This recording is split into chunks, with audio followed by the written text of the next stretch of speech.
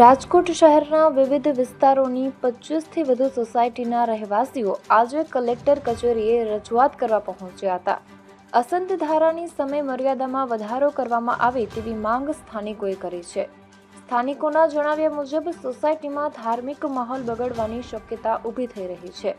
છેલ્લા 25 વર્ષથી અહીં રહેતા રહેવાસીઓએ શાંતિ અને સુમેળ જળવાઈ રહે તે માટે વહેલી તકે યોગ્ય નિર્ણય લેવા તંત્રને અપીલ કરી. વધુ અપડેટ માટે રાજકોટ કે આવાજ ન્યૂઝને લાઇક, શેર અને ફોલો કરશો. અમારા મુખ્ય મુદ્દા એ છે કે અમે આની 1 વર્ષ પહેલાં પણ આ જાહેરાતમાં આના માટે જ અમે તેમ આવેલા હતા કે અમારા એરિયાની અંદર અશાંતધારા લાગુ નથી પડેલો, તો જેને લઈને વિધર્મીઓનો પ્રવેશ થાય છે, જેને લઈને સમાજનું વાતાવરણ ડિસ્ટર્બ થાય છે. અને બીજું કે અમારા જે એરિયાની અંદર જે ભાવ છે, જમીન મકાનના જે ભાવ છે એ પણ દિવસે દિવસે પછી ઘટતા જાય છે. એને લઈને જો અશાંતધારો લાગી જાય તો જેને લઈને સમાજની અંદર સુવધતા ફેલાઈ રહે, શાંતિ રહે, એ જ અમારે ખાસ કરીને માગણી છે. તો કલેક્ટર દ્વારા એક્શન લેવામાં નહીં આવે તો અમે આગળનો રસ્તો પણ વિચારશું, જ્યાં જઈ શકાય અમે મુખ્યમંત્રી સુધી અમે જવા તૈયાર છીએ એના માટે.